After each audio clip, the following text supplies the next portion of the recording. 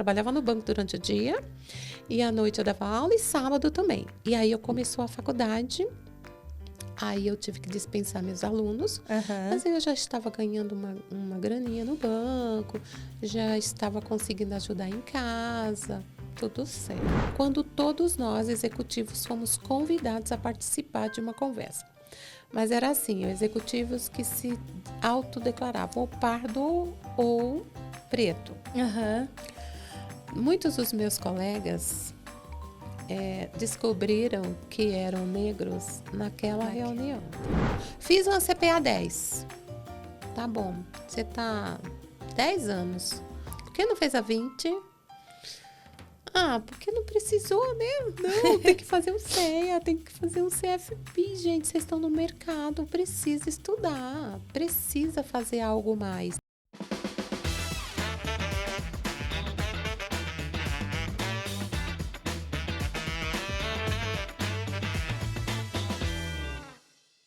Estamos começando mais um episódio do Black Voices.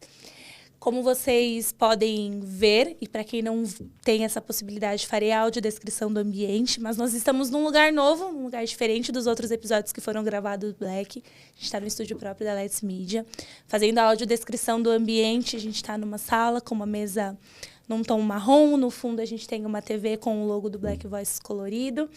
No fundo do nosso convidado nós temos vários cartazes que remetem aí ao nosso ecossistema, então tem... falando de todos os podcasts que a gente tem aqui, tem Cripto, SOS Bacen, Let's News, Let's Women. Bom, eu sou Andressa Tavares, para quem não me conhece ainda, sou uma mulher negra, cabelo cacheado na altura dos ombros, hoje estou vestindo uma blusinha preta com um blazer azul e alguns acessórios dourados. Vamos começar essa nova temporada do Black Voices com uma pessoa incrível que eu tenho o prazer e a felicidade de ter aqui hoje como convidada. Vou fazer a descrição da bio dela e depois ela vai se apresentar e se audiodescrever para vocês, tá? Bom, ela é pedagoga e administradora, com especialização em gestão estratégica de negócios, cultura organizacional pela metodologia BVC, neurociência pela PUC, mentoria e coach pelo IBC, governança corporativa pelo IBGC, alumni conselheira 101 e mestranda Fundação Dom Cabral. Executiva com mais de 33 anos de carreira no mercado financeiro nos últimos 13 anos, atuou como superintendente de negócios no Itaú Unibanco, de norte a sul do país, onde, além das entregas financeiras, liderança de equipes e atendimento a clientes, foi cofundadora do Pilar Racial nessa organização. Atualmente é empresária e atua como mentora e coach, onde se propõe a apoiar o desenvolvimento de carreira, inclusão e diversidade. Facilitadora, o MBA em Faculdade de Novare, com temas de diversidade como inovação.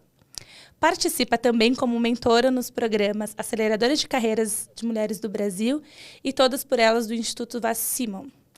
Estou falando de Sandra Barbosa. Sandra, é um prazer enorme ter você aqui com a gente. Seja super bem-vinda, sinta-se em casa, como se estivesse literalmente no sofá da sua casa. A gente quer conhecer você, conhecer a sua história. Mais uma vez, obrigada pela sua presença. Obrigada, boa tarde.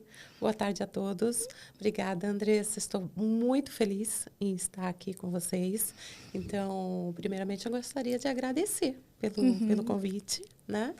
Vai ser um prazer compartilhar contigo um pouquinho, né? E com as pessoas que nos assistem um pouco da minha trajetória.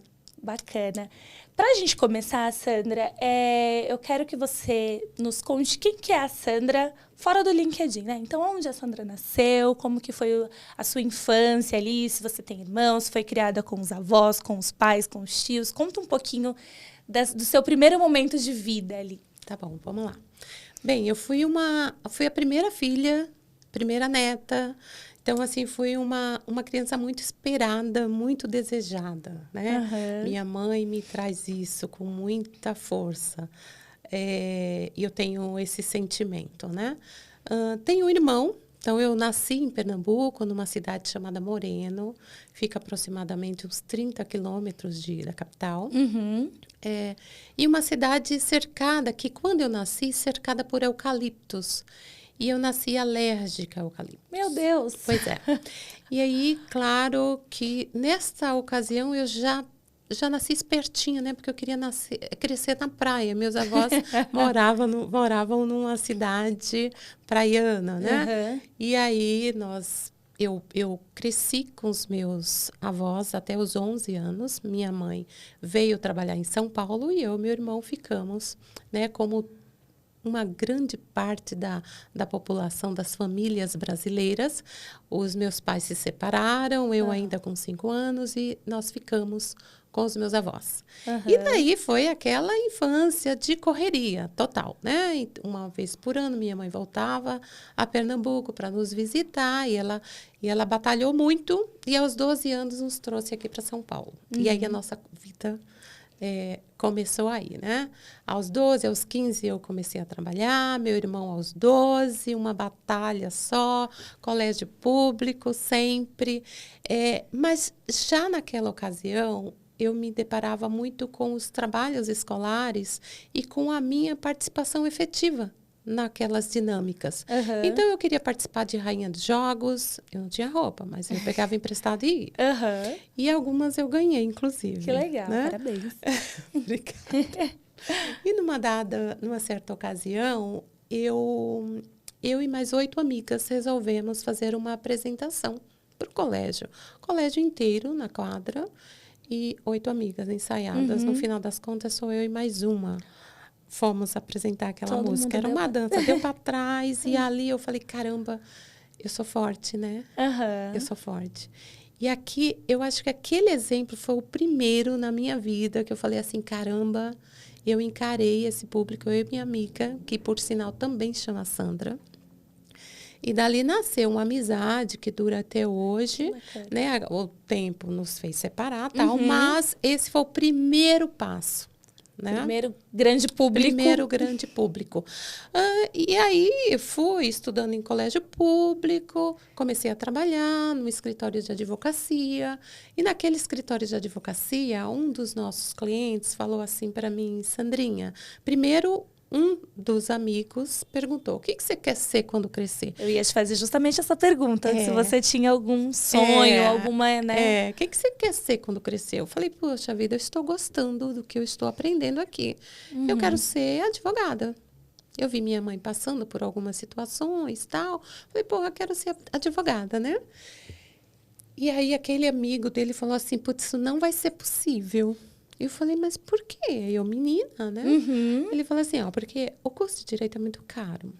Você não tem condições financeiras para pagar um curso de Direito. Eu falei, puta, é verdade. Ele falou, o outro é muito difícil. Olha, eles me subestimou. Olha aí. É muito difícil, porque eu já estou há 3 anos formada e não consegui tirar minha OAB ainda. Eu falei, tá bom.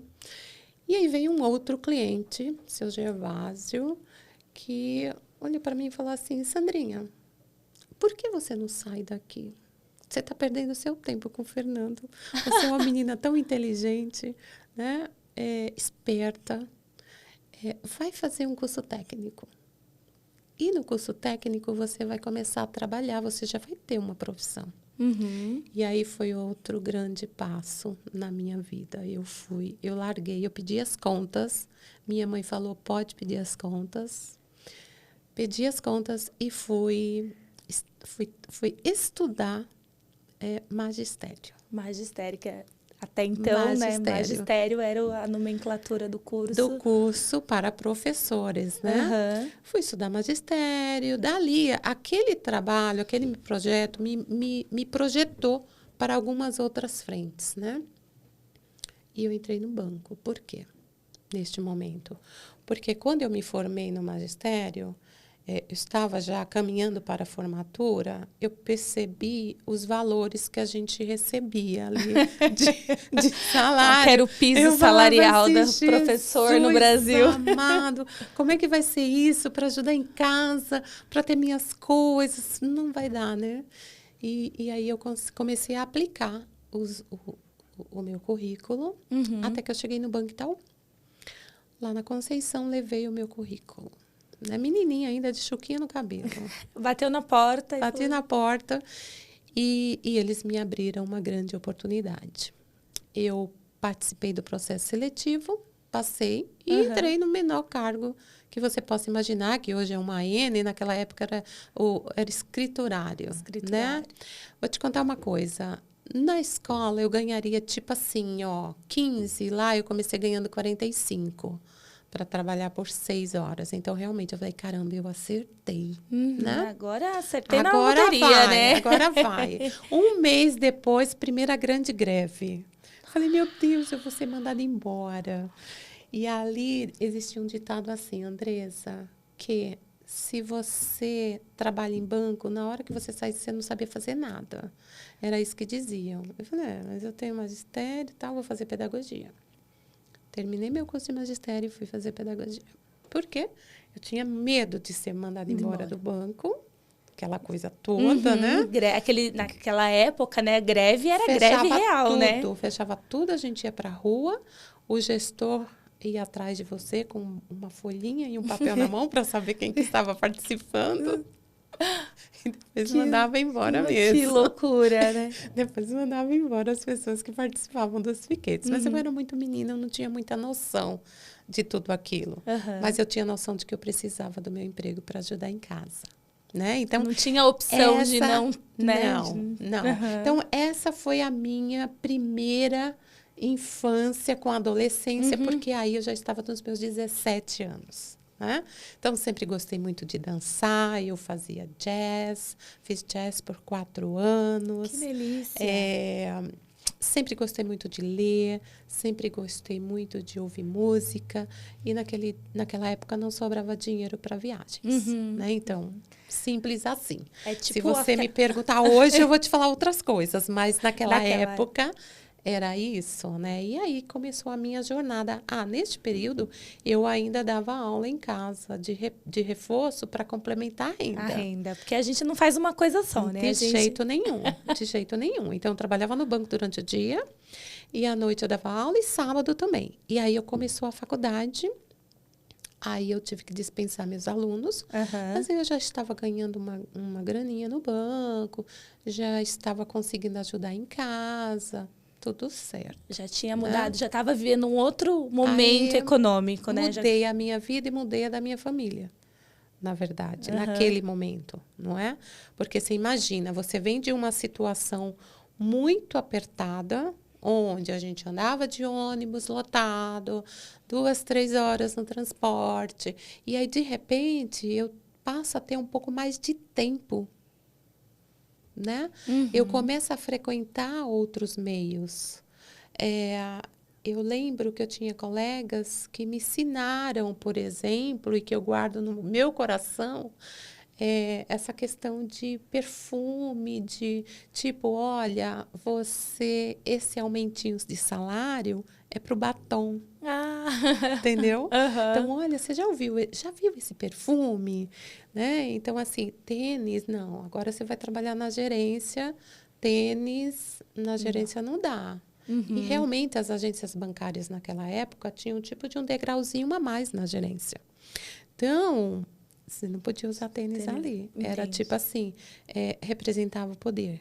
Você subiu de nível, você tinha que ter... E tinha todo um dress code na época, né? Sim. Que hoje já mudou. Ainda quando você vai para a área comercial, você vê muito forte essa representação do bancário. Sim, porque tem o entrelinhas. Você vai em alguns eventos, por exemplo, você olha todo mundo vestido igual. É todo mundo com a mesma cor de capa, todo mundo usando o mesmo relógio, as mesmas pulseiras. É impressionante. Então, as empresas, elas possuem alguns códigos.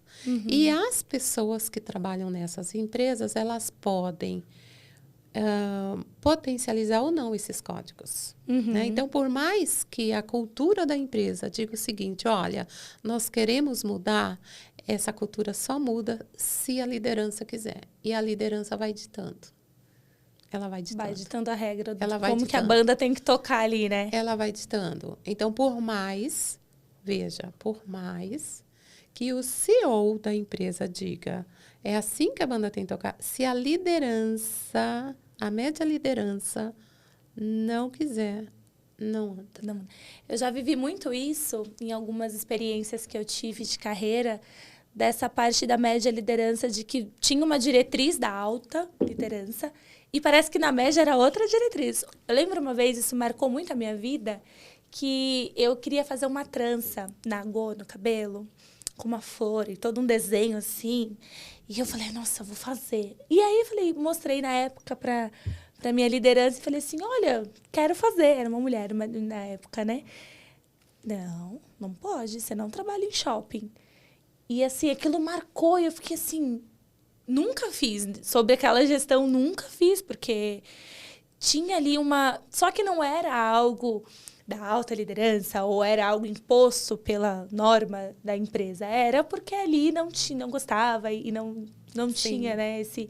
E nessa parte de roupa, de dress code, é muito isso. Você vê que lá em cima, às vezes, está tudo bem. Aí você fala, pô, eles são normais, eles usam tênis, eles, né, usam camiseta, usam uma calça jeans, tatuagem. E cria um estereótipo de que não, né? Que não. Porque assim, no ambiente corporativo, você não vê, né? Você olha, outro dia uma mentorada minha me perguntou assim, Sandra, piercings. Falei, bora lá. O dress code da empresa diz que pode, diz que está tudo bem. Uhum. Vamos ver como é que a tua liderança vai entender isso. Você já viu algum diretor usando piercing? Ela, não. Algum superintendente? Não. Eu já não, muito menos. Então, aí é algo que eu acho que você poderia conversar a respeito. Mas ela usa o piercing, tá tudo certo, né? Mas veio esta pergunta. E é importante você entender, porque lá na cultura tá tudo certo, no papel, né? No papel. O papel aceita tudo. Eu costumo dizer que o papel aceita tudo.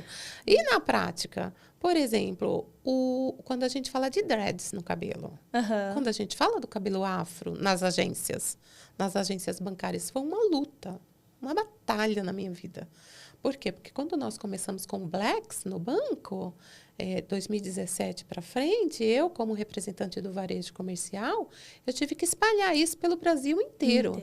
E aí eu tinha os meus colegas súbditos, que muitos me deram muita abertura e me apoiaram muito na frente, mas o problema é para baixo, porque o súbdito está falando que sim, mas quando chega no regional, na hora de contratar, ele vai colocar um cara com os André, não vou colocar.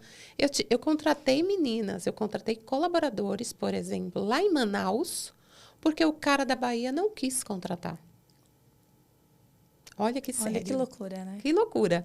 Então, assim, eu com viés muito forte, fazendo o letramento racial no banco inteiro. Então, foi um trabalho árduo. Eu e meu time todo de blacks que me apoiaram nessa frente. Mas eu vou te falar, é desafiador. Agora, veja, eu já vejo meu filho, que é um cara que está se formando em medicina agora no meio do ano, e ele usa dreads.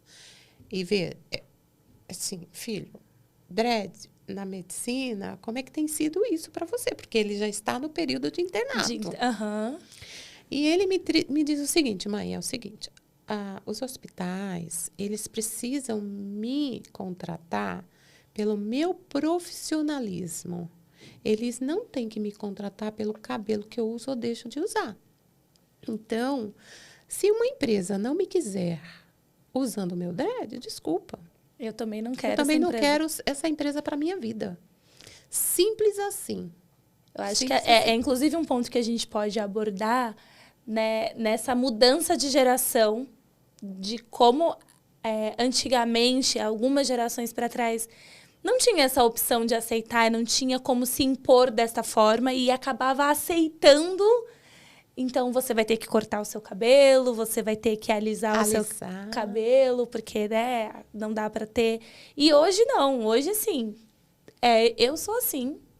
E é isso. É isso. Eu ouvi uma frase esses dias que me pegou assim e falou, cara, nunca tinha parado para olhar por esse ângulo. Que as empresas, elas têm cada vez mais um movimento de diversidade e inclusão, tanto racial quanto de gênero. de idade, que as pessoas querem contratar, a empresa quer contratar esse público diverso para dizer que está fazendo um movimento, mas ela não quer trazer o que aquilo representa, o que aquela comunidade representa. Eu quero uma pessoa negra, mas eu não quero uma pessoa negra que usa black, que usa dread, etc. Eu não quero trazer, né, esse processo. Vamos voltando ainda um pouco ali no seu momento de pedagogia. Você, quando estava fazendo pedagogia e chegando na parte de se formar, você pensou em sair do banco e encarar a pedagogia? Ou você falou, não, vou ter a pedagogia aqui, mas eu vou estudar agora outra coisa? Como que foi esse momento de falar, não, eu vou, de fato, fazer carreira aqui, apesar das greves? Sim. O que acontece? Era minha paixão a educação. Então, assim, era algo que virou uma paixão. De caracas, que é muito legal, eu quero isso para minha vida. Só que, de novo, não me sustentaria. Por quê? Porque eu sou uma pessoa que tenho sonhos. Então, existia ali uma parte que a gente chama de necessidades básicas, mas, além disso, eu tinha um sonho. E muitos sonhos. Né? Eu sou uma pessoa de muito... Inclusive, tenho até hoje. E aí, o que acontece, Andressa? Naquele momento que eu estava no meu curso de pedagogia, me formando, né? O mundo financeiro, ele é encantador. E ele te atrai de um jeito. Tem o status de ser um bancário, alguém que trabalha em banco. Então, é tipo assim, teu sobrenome muda, né? Então, meu sobrenome não era mais Sandra Barbosa. Meu sobrenome era Sandra Itaú. Sandra de Itaú. Todo mundo me conhece como Sandra Itaú, até hoje, inclusive. Até hoje, inclusive. E aí, quando eu parei, porque assim, na minha vida eu sempre fiz contas, né? E aí, quando eu parava para fazer essas continhas, eu falava, não dá para sair do banco agora. Mas o que eu fiz? Eu peguei a pedagogia, o que eu aprendi em termos de psicologia, a didática, e eu trouxe isso para o banco. Então, no banco, a gente tinha muito essa questão de você ter os instrutores internos. Eu fui promovida a gerente geral muito nova ainda. Eu era a gerente geral mais nova do centro de São Paulo, por exemplo. E eu precisava me desenvolver. E o meu chefe falou assim para mim, você vai dar treinamento. Eu falei, eu dar treinamento? Sim. Você é professora, né? Agora, além de ser professora, eu fiz administração, né? Então, eu decidi fazer um outro curso, porque eu trabalhei numa região que trabalhava muito com importação e exportação. Então, eu fui fazer administração, mais voltado para o setor financeiro, e fui estudar um pouco de comércio exterior.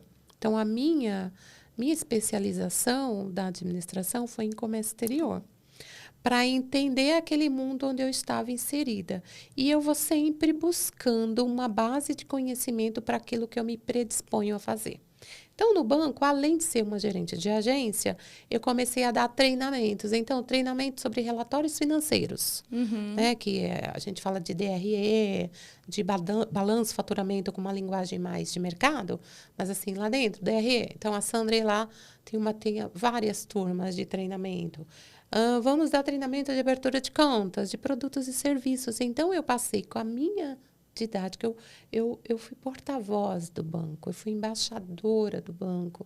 Então, assim, aquele conhecimento que eu adquiri na pedagogia me suportou nesse passo a passo que eu tive aqui dentro, em termos de encarreiramento, entendeu? Então, eu sempre naveguei com as duas perninhas, mas sempre com o pensamento assim, ó, se um dia eu sair daqui, é na área da educação que eu vou querer atuar. Era o meu plano B. Era o meu plano B. E nada é por acaso, né? Não. Talvez quando você começou, você não imaginava que fosse dar treinamentos, que fosse exercer, que fosse pegar as técnicas de dar aula para poder fazer isso no banco. Eu falo porque minha mãe, ela é professora e ela exerce a profissão hoje, né? Ela se formou já mais velha, assim, ela teve a oportunidade de estudar quando eu já era adulta também, mas a didática, e o professor, ele consegue, eu falo, nossa, é assim, era só fazer desse jeito. É então, diferente. como as coisas elas se complementam, né? Essa multipotencialidade que a gente tem, essa multitarefas, você consegue mesclar, você consegue agrupar profissões, né? As pessoas costumam dizer que eu bato sem deixar marca.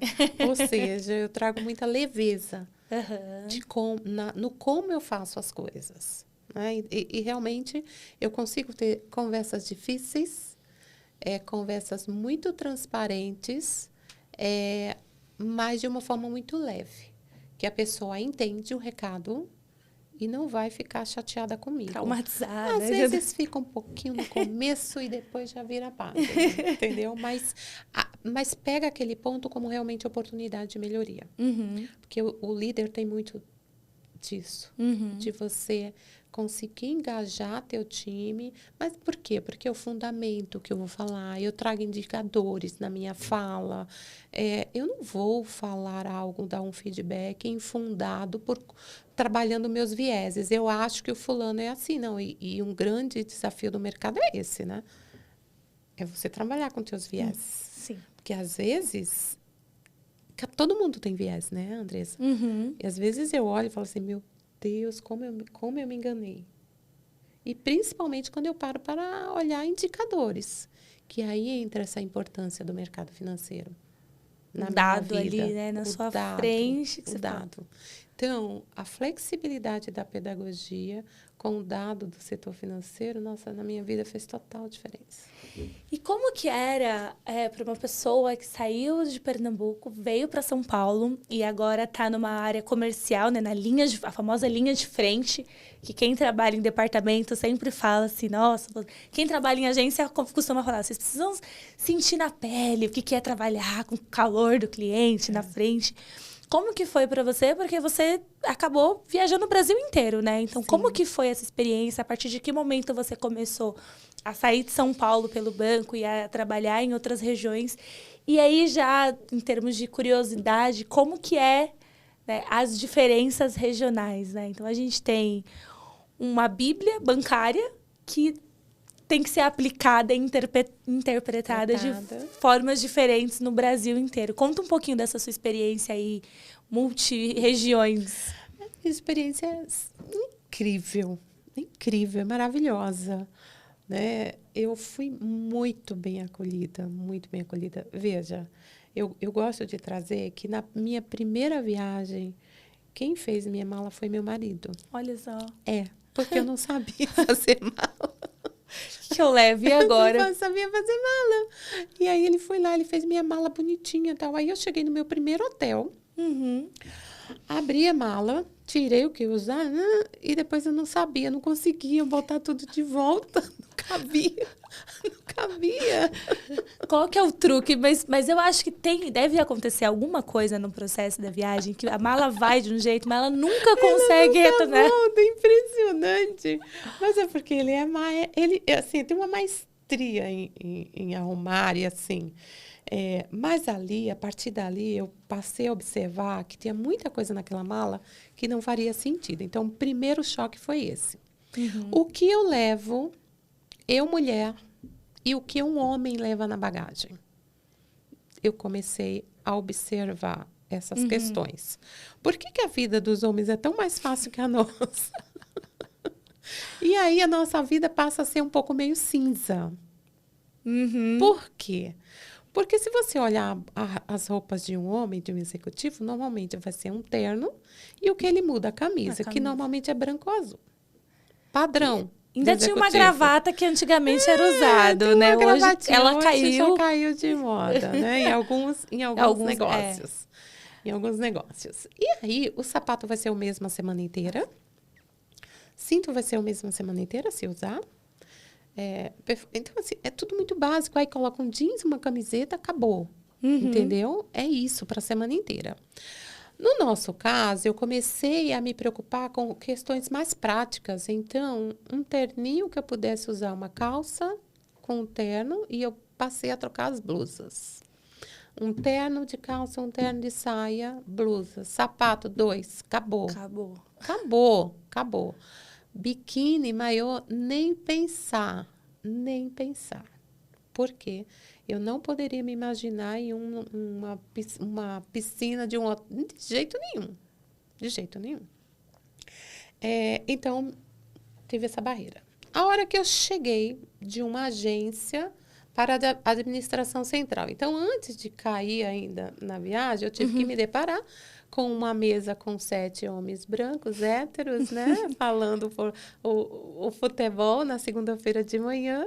E aí, como é que eu me livro disso? E como é que eu entro nessa conversa? Como que chega nessa, né? Como é que eu chego? Eu não gostava de futebol. Eu não torcia por um time. Eu falei, meu Deus. Como que fura essa bolha, Pois é, e eu tô chegando agora, ninguém me respeita, ninguém me tá vendo aqui, porque era, né? Eu passei a entender um pouco de futebol, de verdade. Aí eu escolhi um time, eu olhei o time que não tinha na mesa, escolhi o meu, que era o São Paulo. O jogador, na época, o mais comentado era o Ceni, que era o jogador, né? Uhum. E eu assisti alguns programas muito rapidamente, mas eu não queria aprofundar, eu só queria saber o que estava acontecendo, que era para poder entrar e tirar a onda deles na segunda-feira. E foi assim que tudo começou, né? No segundo momento, eu passei a entregar resultados. E quando eu comecei a entregar resultados, aí as pessoas queriam me ouvir. Aí, opa. Aí vamos ouvir a Sandrinha. O que a Sandrinha está fazendo diferente e tal? Aí eu comecei a ter um pouco mais de espaço na mesa, né? Eu não ia em jogo de futebol com meu chefe. Então, esse é um desafio. Porque a mulher, normalmente, ela não quer ir para jogo de futebol. Algumas vão, mas eu não queria ir. Eu falei, eu cheguei até aqui, e eu vou fazer o que eu quero agora, porque eu sou uma executiva. Então, eu preciso me comportar como tal. Eu tinha que aprender a ser uma executiva. Como que é esse processo? Conta pra gente. É louco demais. É louco, porque hoje a gente vê Eu tive uma coaching, né? Eu contratei uma coach na época. Inclusive, hoje participa comigo do IVG, do Todos por Elas, Nós por Elas, que ela é maravilhosa, a Vivian. E, assim, ela me ajudou um pouco ali naquele início, mas depois vai muito na questão empírica mesmo, de você vivenciar e ir aprendendo. Porque, às vezes, o que dá bem para um, não dá para o outro. E eu fui para o mundo, né? Eu não fiquei em São Paulo e Rio, como que ficava a maioria das minhas colegas mulheres. Então, eu fui desbravar. Eu fui a primeira mulher superintendente, por exemplo, a trabalhar no norte de Minas. Então, imagina, o norte de Minas naquela época era muito machista, né? E aí eu chegava muitas vezes num posto de gasolina para almoçar. Por quê? Porque era aquele lugar que tinha para almoçar na estrada. Então, eu e motorista, né? Então, eu ia de avião até um determinado ponto e depois era o motorista.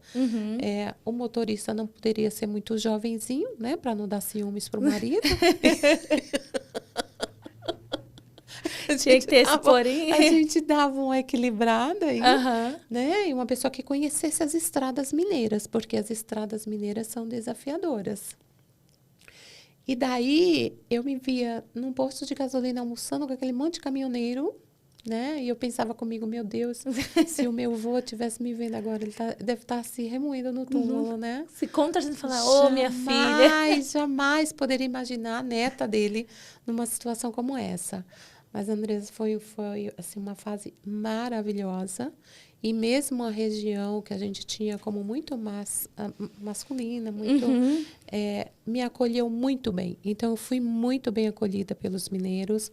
Assumi norte de Minas. Depois, eu fui trabalhando em Minas inteiro. Ganhei meu primeiro prêmio internacional em Minas. Legal. Então, assim, foi muito bacana essa questão de você ser acolhida numa praça onde as pessoas não te conhecem, né? E eu sou acolhida até hoje. E daí foi indo, né? Minas, depois... E você precisa aprender com essas diferenças culturais. Então, o mineiro, se ele te chamar para tomar um café e você não senta para tomar um café, esquece. Acabou ali a confiança, acabou ali. Né? Então, assim, eu sempre fui muito de viver intensamente. Então, eu visitei todas as cidades que eu representei. Eu não representei nenhuma cidade sem que eu tivesse visitado, literalmente, sabe? Pudesse ser longe quanto for, eu estava lá. E isso eu levei comigo lá para o Centro-Oeste e Norte, porque depois eu assumi Mato Grosso do Sul ou Amapá. Uau! Ali eu tinha 8 estados, culturas diferentes, povos diferentes. E, de novo, vivenciei ao máximo, ao máximo. Era visita todos os dias, à noite tinha um happy hour com a turma, depois eu ia despachar, tá? Então, assim, e eu dizia para os meus colaboradores, meus regionais, durante a semana a gente precisa viver intensamente tudo que a gente puder. Porque isso aqui passa, e passa muito rápido. Você vê, ó, voou. Eu fiquei 13 anos na estrada. Esses 13 anos voaram assim. Nesse período, em Minas ainda, eu comecei a perceber que a questão da mulher, a mulher mais submissiva, uma mulher mais obediente, uma mulher guerreira, no sentido de saber fazer, de querer fazer, de ter energia, mas aí tinha que escolher entre o marido e a profissão, né? Então, não dava para ser não dava para ser os dois. Aí eu comecei a entender por que muitas vezes as mulheres elas crescem menos em algumas organizações, porque o polo sendo Rio-São Paulo, os outros estados não são vistos, né? Se eu quero ser promovida em um banco de uma extensão territorial, né, brasileira, estou lá na ponta, para ser promovida eu tenho que vir para São Paulo. Então, assim, isso é ridículo. Eu preciso vir para São Paulo porque eu preciso ganhar visibilidade. Quantas colegas não tiveram que vir trabalhar em São Paulo para ganhar visibilidade? Muitas, muitas. E isso não é garantia de promoção. Né? Então, eu acho que é um grande desafio é você fazer aparecer a cultura local e as belezas dessa cultura, das oportunidades de negócio que a gente tem em cada local, né? Sair um pouco do Rio São Paulo-Rio, que, ao meu ver, está um pouco estrangulado até. Saturado. Saturado. Então, quando você viaja, é tanta oportunidade de negócio. Assim, é incrível o que a gente tem no Brasil afora. Então, nessas jornadas, o acolhimento, os negócios, a cultura local é algo que sim você tem que viver. E, por fim, eu fui para Santa Catarina, que é completamente diferente, mas a questão da mulher está presente. Tanto quanto os outros lugares que eu trabalhei. Ou seja, a mulher tem uma questão muito forte nesse sentido de poder ter um pouco mais de ascensão nas altas lideranças das empresas. E quando a gente vai falar para a questão de blacks, piorou, né? Piorou, porque a mulher negra, ela precisa, sim, trabalhar 2, 3 vezes mais do que as demais. Infelizmente, ainda é assim. Eu acreditei que durante uma grande parte da minha jornada a meritocracia funcionou muito bem, porque naquela época a gente vinha de uma época falando ali de Porter, né? de Druck e por aí vai. Então, assim, era tudo muito padrãozinho. Tinha as caixinhas. As caixinhas. Se você entrasse naquelas caixinhas, estaria tudo certo, né? Então, talvez eu tenha, sim, entrado em uma dessas caixinhas. Eu tive muita abertura e muitas pessoas boas que passaram na minha vida e que me acolheram e que viram o meu valor, e de repente, putz, a Sandra merece uma oportunidade. Não podia dar errado, né?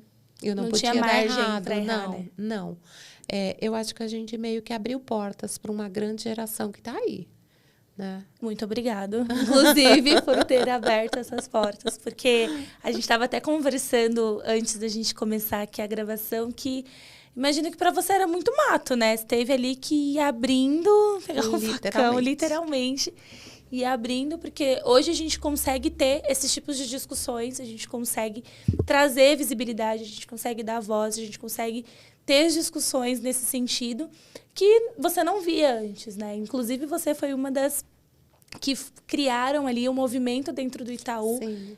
De diversidade racial, né? Eu até queria que você contasse um pouquinho de como que foi esse processo de criação.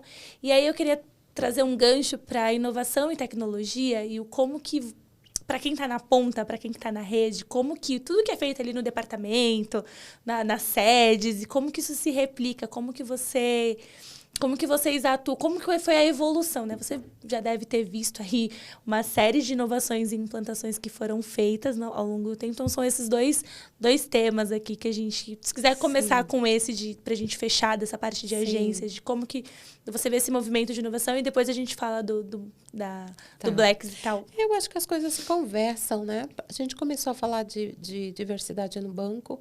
O presidente, ele escreveu uma carta, um compromisso, em 2017. A partir daí, a gente começou efetivamente a criar os pilares. Até então, existiam alguns movimentos muito na questão do gênero, tal. Participei de muitas frentes importantes, como a amamentação no SEIC. Então, assim, algumas iniciativas menores. 2017 foi um grande marco, né? E o RH, com a área de diversidade do banco, que era muito timidazinha ainda, veio com essa proposta. Não, a gente precisa criar alguma coisa mais aqui consistente, quando todos nós, executivos, fomos convidados a participar de uma conversa. Mas era assim, executivos que se autodeclaravam ou pardo ou preto. Muitos dos meus colegas descobriram que eram negros naquela reunião, tá? Para começo de história. E, a partir dali, 3 pessoas resolveram encarar a jornada, que foi eu, a Roberta, que é a diretora do banco hoje, e a Carla Moraes, né? Que é uma deusa também, uma maravilhosa.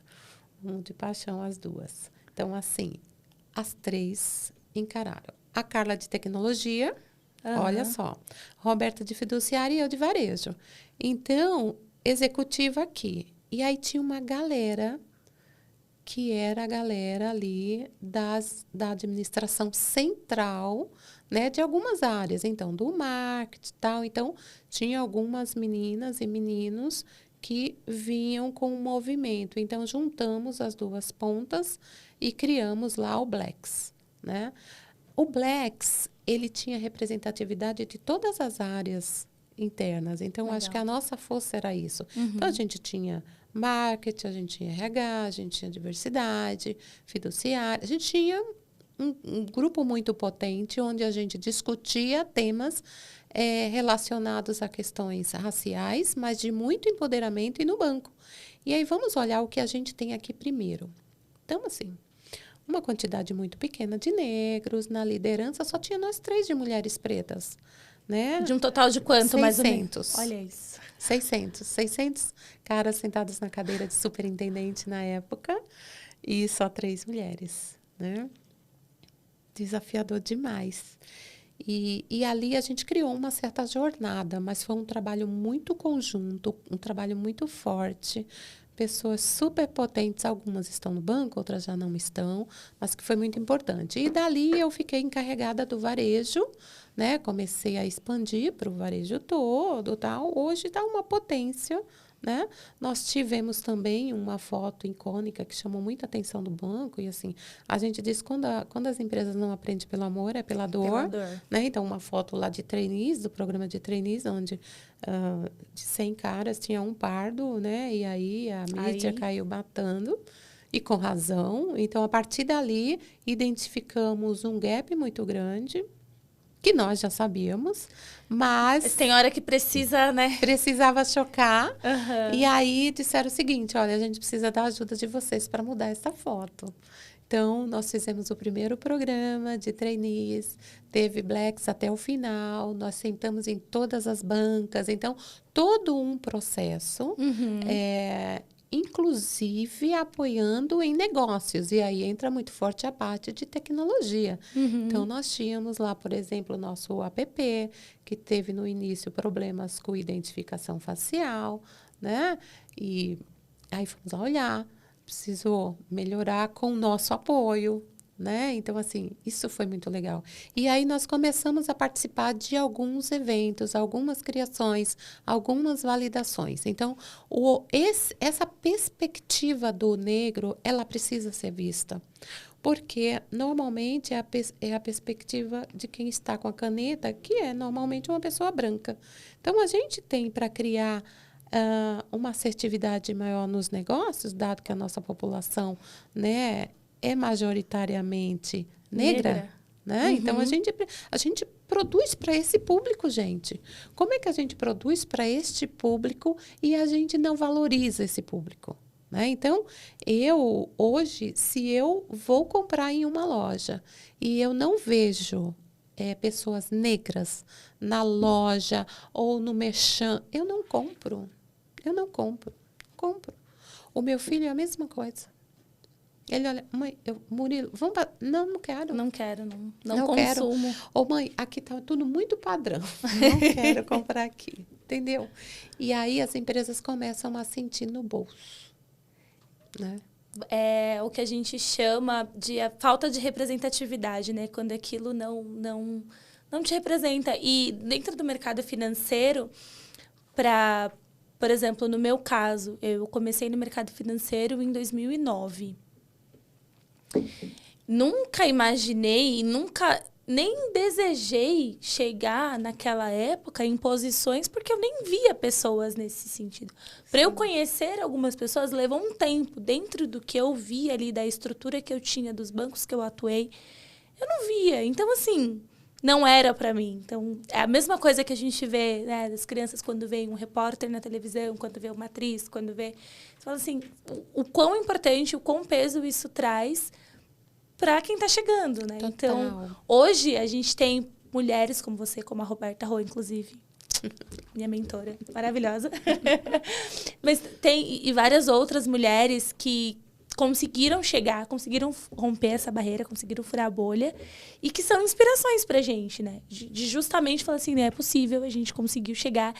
E as que estão vindo, né, as próximas gerações vão olhar pra gente e esse número de 600, né, 3 versus 600, vai cair muito, sabe? Vai ser uma coisa melhor. Eu, pelo menos, eu acredito muito nisso. Eu tenho fé que isso vai mudar. E não só por uma questão de vamos cumprir o protocolo e vamos fazer. Não, mas porque, de fato, as pessoas e as empresas, elas estão tendo essa consciência de que precisa mudar. Porque o público que a gente atende, ele consome o nosso serviço, o nosso produto. Se eu não desenvolvo com um time diverso, como que meu produto vai chegar e resolver a dor desse cliente? Sim. E assim, as empresas estão cada vez mais, quando a gente fala de tecnologia, a gente vem aí com a regenerativa, a gente está falando muito de aprender com o comportamento do ser humano, né? Então, muitas empresas vêm passando por uma fase, um momento de transformação muito grande, que é essa questão de sair desse mundo analógico para o mundo dos dados. E o mundo dos dados é saber lidar com os dados. Então, tenho falado muito sobre isso. E quando você começa para aprender a saber lidar com os dados, você vai entender o consumidor. Porque esse consumidor, eu consumia de uma forma 10 anos atrás e daqui para frente eu vou consumir de formas diferentes. Então, como é que eu me torno mais atrativo e assertivo para esse cliente? Né? Então, faz total sentido eu ter na minha mesa de decisão, inclusive, pessoas que sejam na alta administração central, que sejam como conselheiros, a importância de ter a representatividade. Por quê? Porque, gente, é a maior parte da população. Nós estamos falando aqui, mais de 60% da população negra. Então, não faz sentido. A conta não fecha. A conta não fecha, né? Eu saí em 22, nós éramos já 9 superintendentes negras. Né? Então, assim, um orgulho, um golaço. Golaço. Fomos muito felizes nessa jornada. Por quê? Porque a base, ela aumentou, mas a gente vê também alguns passos, mesmo que lentos. Então, assim, as empresas têm muitas oportunidades nesse sentido. E trazendo a diversidade, a inclusão como fator de inovação. Porque essas coisas, elas andam juntas, mãozinhas dadas. Não tem como andar separado. Não tem como eu pregar só a inovação e disrupção e trazer novas tecnologias. Não, e não adianta você ir para o Instagram, você ir para o LinkedIn e pintar o LinkedIn de determinadas cores, mostrando uma coisa que não existe. Que não existe de fato. Porque na hora que cair na boca do povo, aí... Entendeu? Não tem conversa, Não, então por isso que precisa ser um trabalho muito bem feito, organizado. Então, assim, eu acho que eu pavimentei muito bem, assim como outros colegas, pavimentamos e o trabalho continua. É árduo, né, Andressa? É árduo. Não é fácil. Porque você olha, por exemplo, nas agências bancárias, a gente vê muito pouco preto, né? E aí a resposta é: não sabemos onde encontrar essas pessoas, né?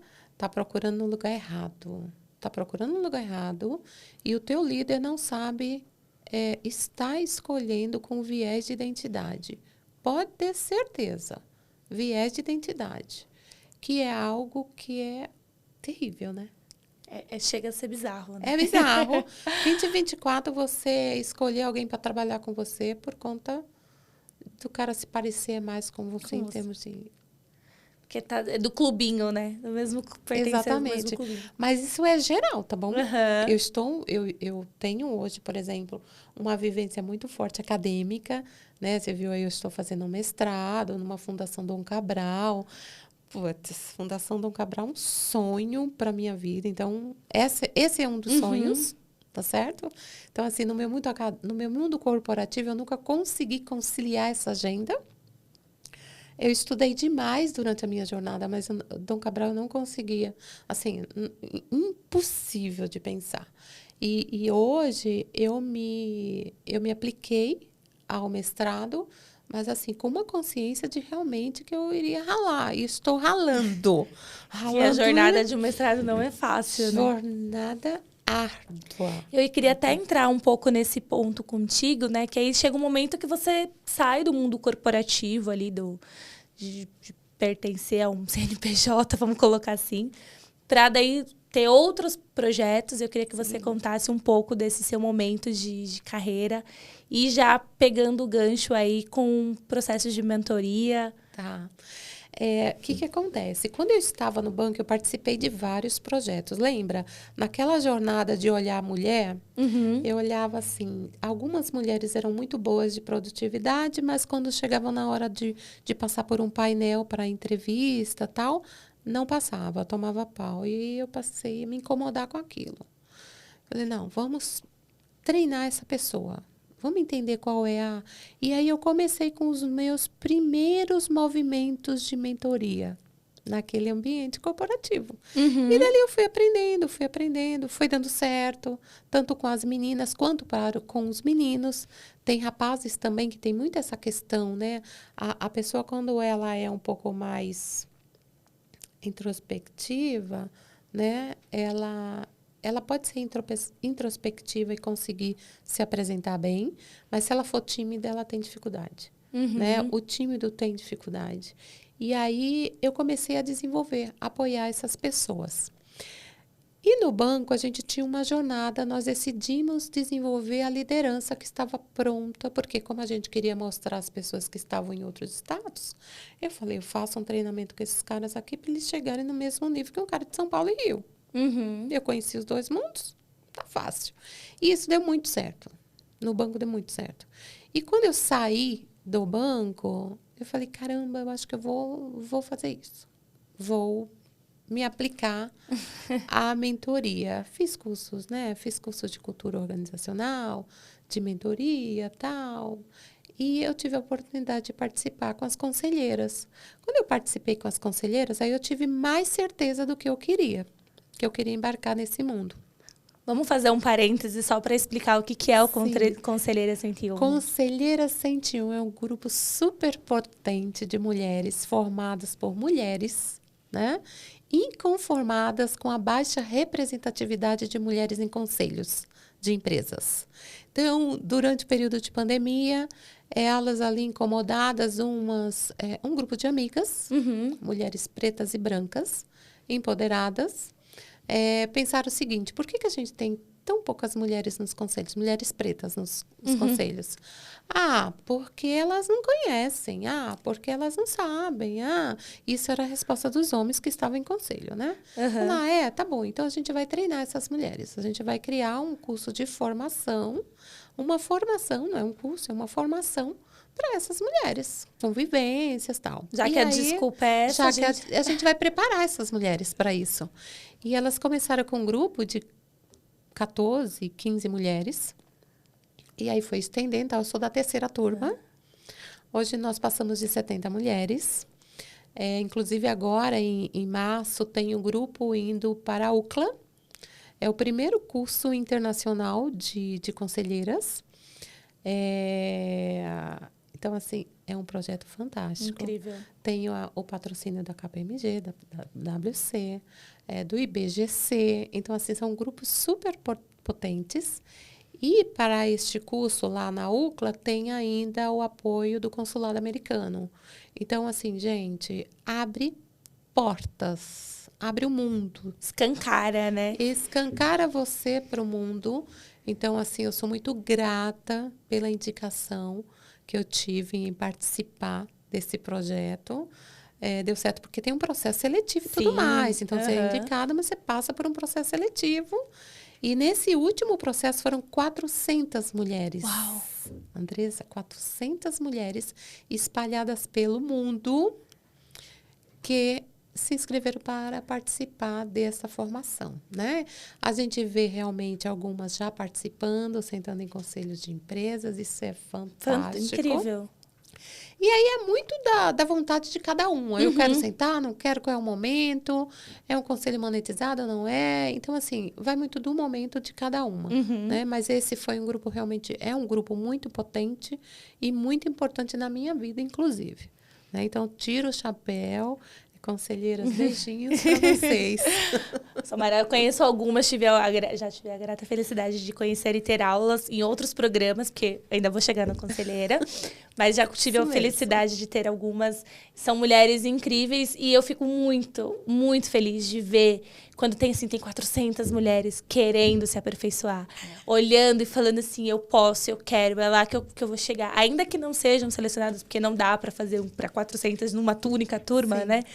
Mas que, poxa, você vê esse interesse. Nós por Elas, que teve uma edição recente de inscrições, mais de 4.000 mulheres querendo se aperfeiçoar, se conhecer. Então, eu sou super defensora do processo de mentoria. Tive a felicidade de tenho mentores que me acompanham, que eu sei que eu posso ligar e falar, deu ruim, socorro, ou só de compartilhar algo bom também, de ter ali aquela troca. Então, eu costumo dizer que bom seria se todo mundo pudesse ter um mentor para chamar de seu, né? É verdade, porque assim, existe um desafio aqui, Andressa, que é você ter conversas executivas muitas vezes no meio onde você vive. Porque dependendo de onde você vem, da tua realidade, do teu local, de coisas básicas mesmo, as pessoas não falam sobre as mesmas coisas que você fala. Então, assim, eu tenho mentoradas que marcam conversas comigo porque elas não têm um meio para conversar de conversa executiva. Então, é assim, Sandra, é com você que eu converso sobre isso. Ela não tem no dia a dia dela, e isso é muito desafiador. Né? Então, por exemplo, a gente sabe que para participar de um conselho de empresas, você tem que sentar com conselheiros. Você tem que fazer parte ali daquele mundo. É meio que uma confraria, entendeu? E aí você vê os homens fazendo isso muito fácil. Com uma certa maestria. Né? Ninguém faz curso de nada. Os homens, ninguém faz curso de nada para entrar como conselheiro. E, na verdade, esse projeto é para mostrar que existem mulheres competentes, tão competentes quanto, que podem, sim, sentar em conselhos e em outras posições mais de empresas. Né? Então, assim, independente, a tua cor não pode te classificar, te marcar como você sendo competente ou não. Isso é meio... É pequeno demais. É pequeno. É sobre algo muito maior, né? É muito maior. É muito maior. E também, uma coisa que acho que a gente pode comentar um pouco é o cuidado nesse processo de você escolher o seu mentor, né? De você...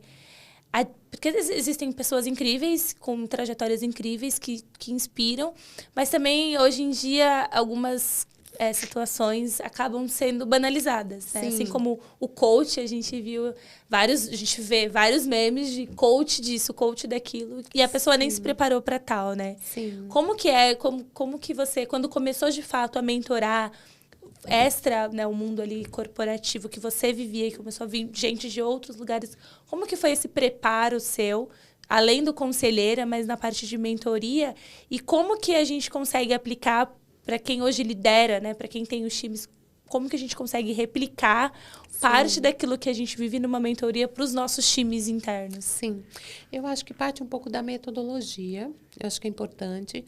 De fato, é uma profissão que você olha no mercado, tem coach e tem mentor para tudo, né? Mas eu acho que o mentor, ele parte da experiência. Então, a pessoa tem que ter uma experiência. Eu olho a experiência e eu olho o legado daquela pessoa. Né? Então, eu cruzo as duas coisas. Ela é experiente, ela tem um legado e ela tem um conhecimento acadêmico. Por quê? O legado mais a experiência, ela vem muito do conhecimento empírico. É o que você vai construindo ao longo da tua vida, da tua jornada profissional. E aí tem o fortalecimento acadêmico, que vai te dar a metodologia para você aplicar. Então, esse teu mentor, realmente, ele tem uma formação consistente? Ele consegue te trazer insights importantes sobre o que está acontecendo no mercado? Ou é aquele cara que ele se formou em mil e bolinha, e ele passou aqui, não gostou muito daquilo que estava fazendo e resolveu treinar pessoas? Porque tem muito disso. Tem gente que nunca trabalhou no setor e vai ser mentor. Eu atuei como um colaborador, sei lá, eu trabalhei como gerente 1 ano, 2 anos. Mas não gostei disso, não. Mas eu gosto de explicar, eu gosto de falar, porque eu sou formado em comunicação e tal. E aí cria um curso na internet, bomba aquele curso, mas assim, não tem profundidade. Eu, por exemplo, neste meu momento, eu criei um tipo de uma... É algo muito personalizado. Então, eu não criei cursos na internet, eu não quero criar cursos. Talvez em algum momento, por conta da escala. Estou trabalhando muito, graças a Deus.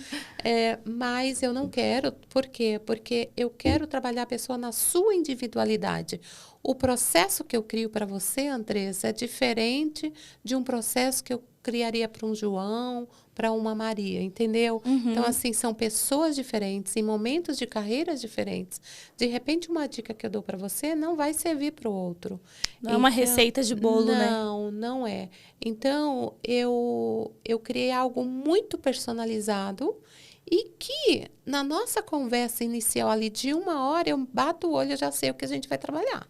Né? Então, a partir dali surge uma jornada, que pode ser uma jornada curta ou pode ser uma jornada longa. Mas é importante, quando você escolher um mentor, você escolher alguém que tenha conteúdo para te transmitir. Porque eu ficaria muito brava se eu escolhesse um mentor que não tem conteúdo nenhum. Né? E muito menos para falar com máquina, porque assim, de boa, eu não vou pagar para falar com máquina, né? Com máquina a gente baixa ali de graça e faz o processo. Eu não preciso pagar para isso. Então, eu acho que eu, Sandra, gosto do tete-a-tete. Eu gosto do aperto de mão. A tela nos tira isso, mas hoje eu consigo atender o Brasil inteiro, né? Daqui a pouco eu estarei atendendo até fora, tá? Isso aí. Ai, que delícia, que legal. É um dos sonhos. É sobre isso, né?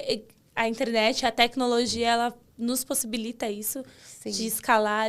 A gente está aqui é um exemplo disso, né? É isso. De que a gente está atingindo Brasil inteiro, fora do país, a gente não sabe aonde vai chegar, onde pode ir esse vídeo, e é justamente que você consegue atingir uma grande quantidade de pessoas numa conversa ou numa, né, marcar um processo de mentoria. E aí, uma curiosidade, você que tem essa experiência como mentora, tem algum problema que é meio que comum a todo mundo? Que, tipo, normalmente vem essa dor ou vem essa situação. Você mentora homem e mulheres, Sim. né? Para mulher é mais comum isso, para homem é mais comum aquilo. Tem alguma coisa que você pode... Tem sim. O comum é a acomodação. As pessoas se acomodam. Elas se acomodam ali naquela cadeira. Eu tenho status, eu ganho bem, eu tenho meu carro, eu tenho minha casa, tá tudo certo. Aí, um belo dia, eu perco o meu emprego. E eu não sei por que eu perdi o meu emprego. Aí, a pessoa vem contratar a Sandra. Sandra, socorro, perdi 20 anos depois, me mandaram embora. Socorro, né? E aí, a gente começa um processo, primeiro, de autoconhecimento e tal. E aí, a primeira coisa que eu peço é, me manda o seu currículo. E aí, normalmente, as pessoas não têm o currículo, entendeu? Elas sentam na cadeira e ela não se preocupa mais em estudar. Elas acham que os cursos são aqueles referentes àquele negócio. O que me facilitou essa transição muito tranquila na minha carreira, Andressa, foi eu estar aberta ao mundo. Então, veja, eu saí do banco, eu continuei estudando, eu já fiz 2, 3 cursos de governança. Neurociência, né? Neurociência. Eu fiz o curso agora, né? Estou fazendo mestrado, já estou me aplicando no meio do ano para fazer uma extensão fora de 25 dias. Essa será árdua, porque o dia inteiro estudando inglês vai ser puxado, mas eu preciso, e é o meu momento, veja. Olha que coisa legal. Eu precisaria estar fazendo isso tudo para quem? Para mim. É para mim. Eu não estou fazendo isso para o mercado. Eu não estou fazendo isso para o meu mentorado. Para o meu mentir. Meu chefe, né? Para o meu chefe. Eu estou fazendo isso para mim. Então, eu cresço enquanto pessoa. Eu me fortaleço. Então, a grande pegada aqui é a gente querer se superar. E não é superar para o outro, é superar para você. Então, se tem um traço comum aqui, é na acomodação. Fiz uma CPA 10. Tá bom. Você tá 10 anos. Por que não fez a 20? Porque não precisou, né? Não, tem que fazer um CEA, tem que fazer um CFP, gente. Vocês estão no mercado, precisa estudar, precisa fazer algo mais. Porque, às vezes, a gente sai daquela empresa e eu quero migrar para outra, mas o mínimo necessário é XPTO. Então, assim, quando você faz uma mentoria com mentor descolado, né? Ele te traz esses insights. Então, você vai fazer um treinamento de Excel, vai fazer um Power BI. Olha, o Power BI eu tenho um link aqui, dá para fazer de graça. Tem o Excel aqui. E aí, o mentor, ele vai te orientando, entendeu? Te mostrando alguns caminhos, vai mostrando alguns caminhos. Isso tem muito valor, Andressa. Você que faz processo de mentoria, né, com a nossa maravilhosa, né, Alberta, você sabe disso. Então, às vezes, como uma dica, ó, vai por aqui. Às vezes, a gente tem muita questão também relacionada a posicionamento. Então, as empresas estão falando muito de ambientes abertos. Olha, você precisa contribuir. Um ambiente aberto, só que o chefe não deixa, né? Aí, como é que eu falo com o meu chefe? Ele não quer me ouvir. Então, isso acontece muito, tanto com homem quanto com mulher, tá? Essa dificuldade em influenciar de forma vertical. Eu consigo influenciar de forma para baixo ou para os lados, horizontal, tá tudo certo. Agora, quando eu começo a falar por o meu superior, eu tenho muita dificuldade. Então, essa é uma outra questão que também é um traço comum, tanto para homem quanto para mulher. É desafiador eu, como mentoranda, né? Já, assim, de ter... Mudou a minha vida, o processo de mentoria mudou a minha vida completamente, porque eu passei primeiro a me conhecer, a entender e ver que algumas coisas eram sobre mim e outras coisas não eram sobre mim. O que não era sobre mim, eu não tinha muito o que fazer, porque não era sobre mim, né? Sim. E esse negócio que você falou das CPAs, dos certificados, para quem atua no mercado financeiro, a gente ouve, mas muito associada à área comercial, né? Agora, para as áreas de negócios, de produtos, a gente tem até alguns outros certificados, uma parte de processos ágeis e tudo mais. Mas as pessoas acabam... será que vale mesmo a pena ainda? E assim, como que, né, o que você viu dessa área comercial... A diferença de alguém que se especializa e que tira certificações, o que abre versus quem não abre, né? Até ia pedir para você, assim, talvez de forma muito resumida, umas dicas para quem de repente quer migrar para a área comercial. A gente o nosso público, ele é muito quem consome, que é muita gente do próprio mercado financeiro, Sim. mas que está ali no dia a dia mais administrativo, vamos colocar assim, e tem Sim. vontade de ir para o ambiente comercial. Sim. Você que teve a sua carreira, quais são as principais dicas que você poderia dar para quem quer fazer essa transição, né? Para uma área comercial? A transição, ela passa muito por preparos. Então, da mesma forma, eu pego uma pessoa da área comercial e ela quer passar para a área operacional, né? Uhum.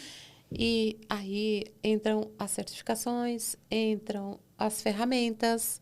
Então, não faz sentido, eu não vejo ninguém passar, por exemplo, que não tem um Power BI hoje, que é uma coisa mais simples. Quando eu venho para o comercial, as certificações, eu tenho lá uma CPA 10? Não, já faz uma 20, um CEA.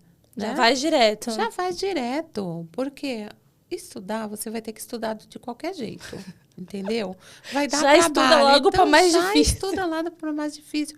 Começa com a 20. Então, você que é de uma administração central e quer migrar para uma comercial, eu fico morrendo de dó quando alguém vai ser desligado de uma administração central e não tem condição de ser reaproveitado numa empresa, principalmente quando a empresa é muito grande, gente. As empresas são gigantes, dá para você mudar de área para lá, para cá. E a área comercial sempre tem vaga. Né? Agora, área comercial, vendas. Precisa saber vender. Porque antigamente a gente tinha tempo para aprender a vender. Hoje não tem mais. Hoje você já tem que chegar chegando. Então, aprenda a vender. Aprenda a vender. Começa a vender as pequenas coisas. Olha bem as pequenas coisas. Mas começa a fazer alguns exercícios. YouTube tem muitos vídeos legais que dá para aproveitar. Então, assim, conheça a área que você quer ir. Né? Conheça a empresa que você quer ir. Então, assim, eu tenho uma empresa que eu quero muito trabalhar. Primeira coisa, conheça a empresa. Veja se a cultura dessa empresa trabalha com a tua essência. Porque muitas vezes eu vejo muito choque cultural. A pessoa é louca para trabalhar, quando chega lá, putz, não gostei. Socorro. Pediu as contas no emprego anterior, chega lá, meu Deus, o que eu fiz? Quero voltar. Né? Então, conheça da cultura da empresa. Conheça desse mercado onde você quer entrar. É um mercado comercial? Vai lá olhar. Porque é lindo trabalhar na área comercial, gente. Eu amei trabalhar na área comercial. Mas é trabalhoso. É desafiador. Realmente, o calor do cliente, ele é para mais e para menos, né? Porque, assim, é aquela coisa de você atender 3, 4 pessoas ao mesmo tempo, que ainda é assim. E, ao mesmo tempo, você se sente muito acolhida pelo cliente. Então, tem essa parte boa. Imagina, eu trabalhei... A minha primeira agência foi Brás. Eu chego no Brás até hoje, as pessoas me lembram da Sandra. Olha só que legal. Sandrinha, um carinho. É muito maravilhoso uma relação muito de confiança, né? Muito, muito, muito. É o legado. É o que você deixa. É o que você constrói. Né? Hoje, eu atendo o Brasil inteiro. Inteiro. Literalmente, inteiro. Isso por conta da confiança que eu fui construindo ao longo dos anos. Né? Sandrinha, o papo tá maravilhoso. Eu queria ficar aqui horas e horas conversando, mas a gente precisa caminhar para o fim. E aí, logo no começo, você falou de sonhos. E eu queria saber quais são os sonhos que você tem que ainda não se realizaram, se você quiser compartilhar 1 ou 2, pessoais e profissionais, que você fala assim, ainda quero fazer isso, ainda está nos meus sonhos, aqui eu fico pensando em como realizar. Conta pra gente um pouco. Andressa, eu sou uma pessoa que eu sonho demais, demais. Só que eu trabalho muito para realizar meus sonhos, né? Uhum. Então, assim, deu para perceber, né? Sim. Então, hoje, o meu grande sonho que está sendo realizado esse ano é a formatura do meu filho. Todo mundo que me conhece sabe disso, porque eu externalizo isso.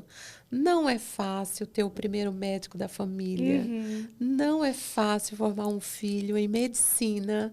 Um filho, um menino negro, né? Que vem de uma família simples. Uhum. Que a minha família é uma família simples. Mas a gente conseguiu dar sustentação para isso. Então, esse é o meu grande orgulho e isso acontece agora no meio do ano. Então, que incrível. Um dos sonhos é esse. Uhum. Está acontecendo, né? Eu tenho alguns sonhos. O meu mestrado, que está em andamento. Né? Eu tenho uma mudança que vai acontecer agora, daqui a pouco, que também é algo que eu venho plantando há 2 anos. Uhum. E daqui a pouco pipoca esse ano, mas isso é muito na linha do material, né? Então, estou mudando de residência, algo muito bacana, que a gente se empenhou muito em conseguir, então sai esse ano. E para as minhas... Tem a minha imersão internacional, que é a primeira vez que eu faço um curso de 25 dias, 100% em inglês. Então, assim, vai ser um grande desafio. E nunca é tarde, né, Sandrinha? Nada, não tem idade, não tem, nada, assim... nada. É sobre isso.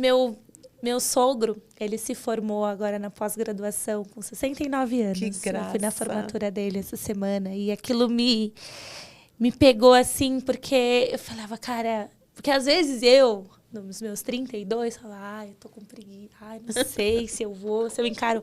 Já fiz pós, vou fazer agora mais uma, será? Acho que eu já tô velha. Eu falo isso, eu falo, cara... Cala a boca, assim. Falo pra mim mesma. Pelo amor de Deus, nunca é tarde, né? Então, os sonhos de fazer um intercâmbio, um sonho de estudar outro idioma ou de se aperfeiçoar em um outro idioma, né? Sim. Pode a qualquer momento. Basta o que você falou, trabalhar muito pra isso, né? Isso potencializa a gente. Se eu tivesse hoje 30 anos e pudesse fazer algo diferente, ao invés, por exemplo, de fazer a minha segunda formação ou a minha segunda pós, eu teria feito uma imersão internacional. Teria feito. Ao invés de só fazendo agora, eu poderia ter feito no passado, né? Mas não rolou, porque a gente tem uma agenda, né, louca. E vai rolar agora. Então, esse é outro sonho, né? Legal. Então, assim... Tenho muitos outros, né? Conhecer o Egito é um deles, conhecer a África é um deles. Eu acho que entender um pouco das nossas raízes, né? A ancestralidade. Eu acho que está muito aí nessa região, então eu preciso dar uma aprofundada, até mesmo para me trazer essa questão de sustentação para as coisas que eu quero falar, né? E tem, assim, um super potente que é a minha dissertação de mestrado, né? Eu vou falar sobre a segurança psicológica do setor financeiro bancário brasileiro na perspectiva dos colaboradores. Então, este é um tema que eu entendo ser um tema potente, é um tema que me intriga, que me incomoda, e eu preciso entender um pouco mais e talvez sugerir algumas mudanças, algumas transformações para melhorar um pouco a vida, a conexão dessas pessoas. E já fica a dica aí para a gente ficar acompanhando na hora que sair a tese, para a gente consumir esse material, ler, aprender e entender, né? É isso. Sandrinha, muitíssimo obrigada pela sua presença, pela sua história, por você dividir tantos momentos e experiências que você teve. É um prazer imenso ter você aqui. Eu acho que pessoas como você me inspiram e tenho certeza que está inspirando muitas outras pessoas. Então, parabéns pela sua trajetória.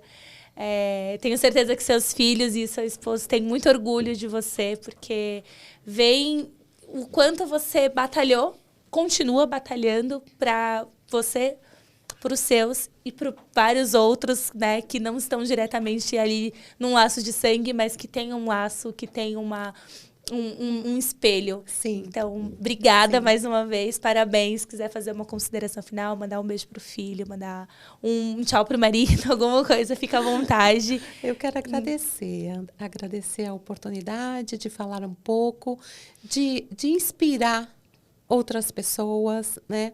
Dizer que não importa de onde a gente venha, né, Andressa? A gente pode chegar, sim, onde a gente quiser. Claro que vai ter aí alguns percalços, mas a gente vai ter que ser muito, muito persistente para chegar onde a gente quer. Dá para chegar, pela minha história, dá para ver que dá para chegar. Dá para chegar. Né? Assim, agradecer a minha rede de apoio. Eu tenho uma rede de apoio que me suporta, né? Que é a minha mãe, que é o meu marido, que é o meu filho, meu irmão com seus filhos, meus cunhados. Então, assim, a minha família me suporta de uma maneira muito potente, né? A gente não vai a lugar nenhum sem bons parceiros. Então, a gente precisa aprender a escolher os nossos parceiros desde muito jovenzinho. Por quê? Porque são essas pessoas que sustentam a gente para que a gente possa, de fato, investir nos nossos sonhos, né? Então, meu grande agradecimento é para toda essa minha rede de apoio, né? E a vocês que me descobriram, né? Para que eu possa compartilhar um pouco aí dessa... Eu espero ter conseguido, né? Nossa, foi incrível. Apoiá-los. Foi incrível. E, gente, o link do LinkedIn da Sandra vai estar aqui na descrição do vídeo. Então, já aproveita para se inscrever no canal, para seguir as nossas redes, para receber aí em primeira mão quando sair o episódio, tanto desse quanto dos outros que a gente tem. Vamos chegando ao fim aqui, Sandrinha, mais uma vez, muito obrigada. E é isso aí, pessoal. Até a próxima.